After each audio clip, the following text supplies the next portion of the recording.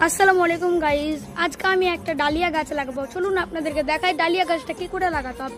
আমি এখানে প্রথমে 40% সয়েল নিয়ে নিয়েছি। চলুন আমি এখানে প্রথমে গর্ত করে নেব। এই যে আমার গর্ত করা কমপ্লিট। এবার আমি ডালিয়া গাছটা এখানে রেখে দেব।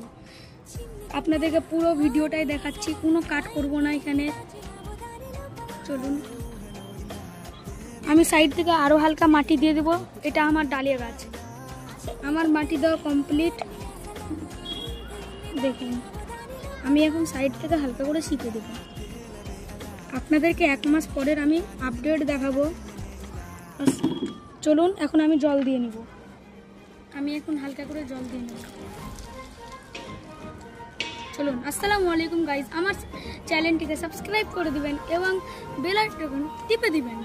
আপনাদেরকে পরের ভিডিও দেখাবো, জানে আপনার কাছে তাড়াতাড়ি করে আমার ভিডিওটা চলে যায়, সেই লেগে আমার চ্যানেল